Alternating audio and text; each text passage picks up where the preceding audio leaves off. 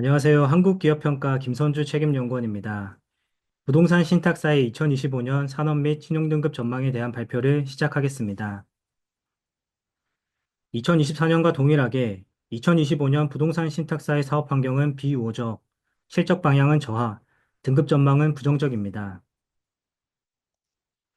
먼저 부동산 신탁사의 2024년 실적과 수익성, 재무 건전성을 되짚어 보겠습니다. 부동산 신탁사의 2024년 3분기 누적 영업수익은 1.2조 원으로 전년 동기 대비 감소폭이 크지 않았습니다. 영업수익을 나누어 살펴보면 최근 수년간 신규 수주 감소의 영향으로 토지 신탁 수익이 전년 동기 대비 25%가량 크게 감소하였습니다. 다만 업계 전반적으로 신탁 계정 대여금이 증가함에 따라 이자 수익이 확대되었으며 일부 업체의 리츠 운용 관련 수수료 수익 확대가 더해져 영업수익 감소폭이 완화되었습니다. 반면 대규모 대손 비용 부담으로 수익성은 크게 저하되었습니다. 2024년에는 신탁 개정대가 빠르게 증가한 가운데 책준하격 관토신을 중심으로 대손 비용이 확대되며 3분기 누적 8,158억 원의 대규모 대손 비용을 부담하였습니다. 이로 인해 3분기 누적 2,277억 원의 단기 순손실을 시현하였으며 영업순이익률은 마이너스 18.8%로 전년 동기 30.7% 대비 크게 저하되었습니다. 신탁 개정대 급증으로 재무건전성 지표도 저하되었습니다. 2024년 9월 말 신탁 개정대 규모는 6.7조 원으로 2023년 말 대비 1.8조 원 증가하였습니다.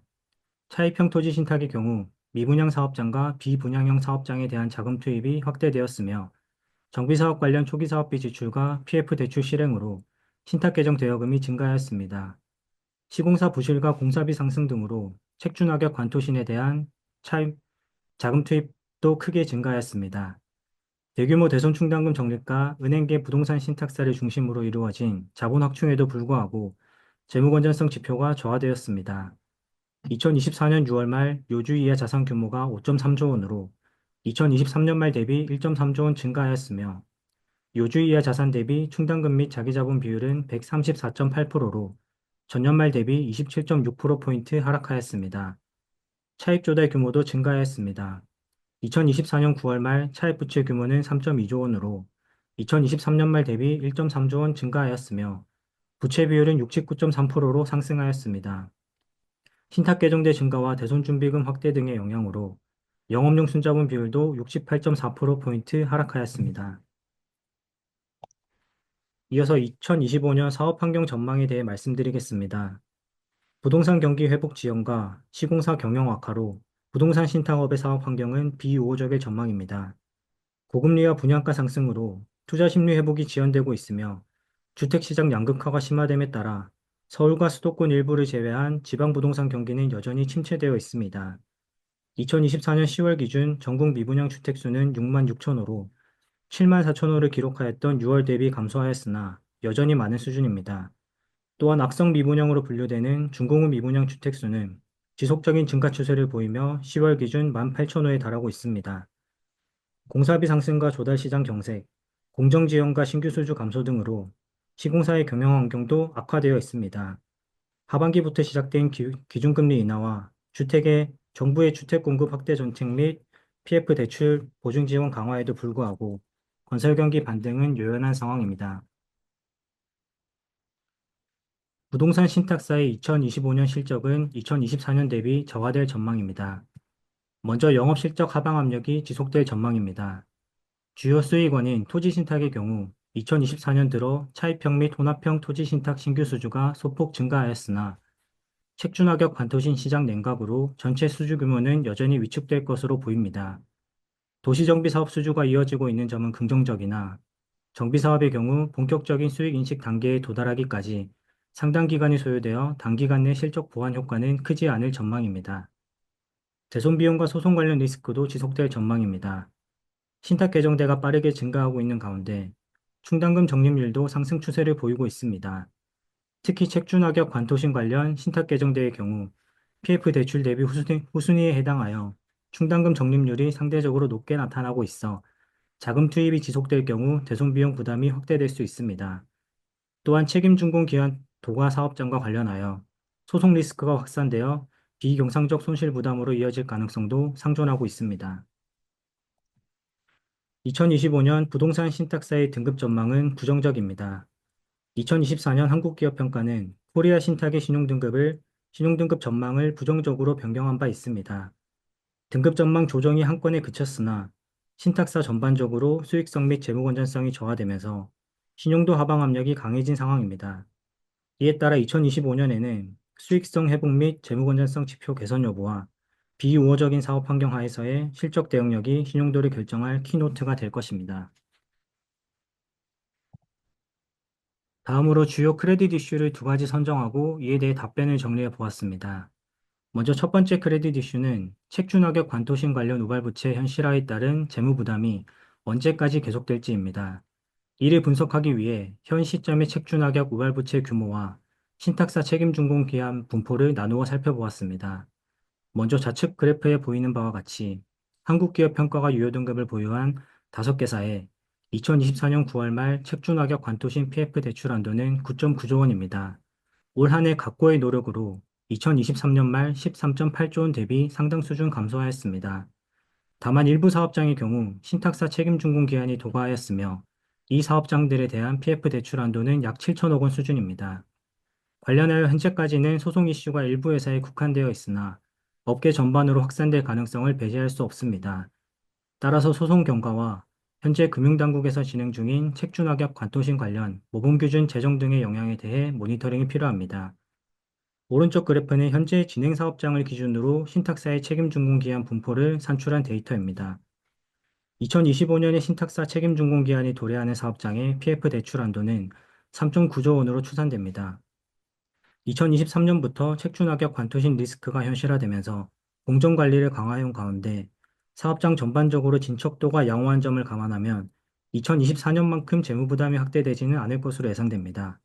다만 일부 사업장의 경우 계획 대비 진행 공정률이 부진하거나 시공사 교체가 진행되고 있어 신탁 개정대 투입이 예상되고 있습니다.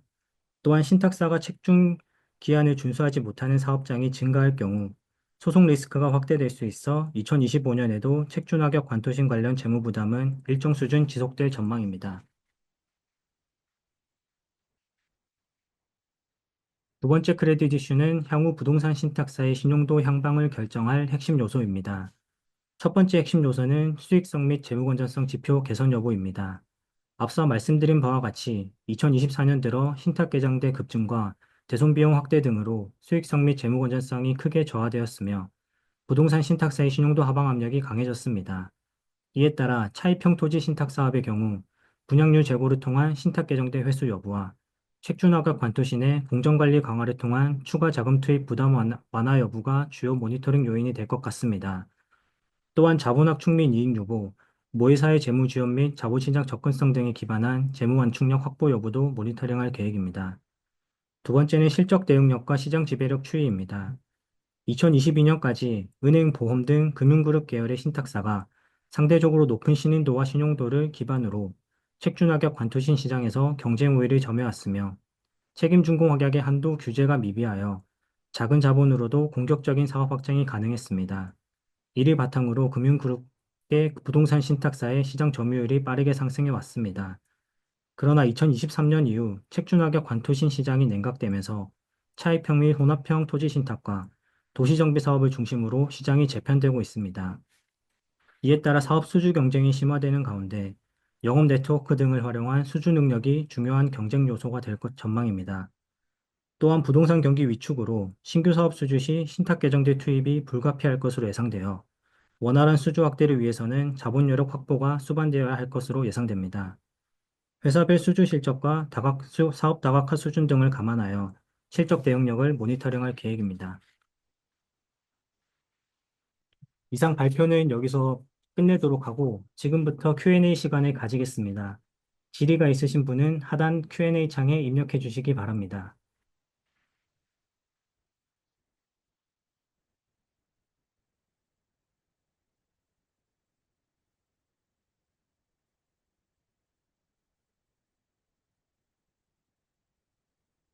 예, 몇 가지 질문이 올라왔는데요. 일단 시간 관계상 저희가 한 가지 질문에 대해서만 답변을 드릴 수 있는 점은 미리 양해 부탁드립니다. 제가 답변드릴 사전 질의 내용은 11월 14일에 발표된 부동산 PF 제도 개선 방향 발표에 따른 신탁사의 내년 전망입니다. 11월에 발표된 PF 제도 개선 방안에서 부동산 신탁사와 직접적으로 연관된 항목은 부동산 신탁사의 토지 신탁 내실화와 기관 투자자의 부동산 개발 신탁 참여 활성화에 대한 부분입니다. 부동산 신탁사의 토지 신탁 내실화 방안 중 첫 번째로 책임 준공형 토지 신탁 업무 처리 모범 규준 제정의 경우 이를 통해 책임 준공 확약의 책임 범위가 경감될 경우 소송 관련 잠재 부담이 완화될 전망입니다. 다만 이미 체결된 계약에 대해 소급 적용이 가능할지 여부에 대해서는 확인이 필요합니다. 두 번째와 세 번째는 NCR 규제 정비와 토지 신탁 한도 도입입니다. 해당 방안들의 경우 현재 구체적인 가이드라인이 정해지지 않아 제도 정비에 따른 영향을 판단하기는 어렵습니다. 다만 이전까지 한도 규제가 미비했던 점을 감안하면 규제 정비를 통해 무분별한 사업 확장을 예방할 수 있을 것으로 예상됩니다.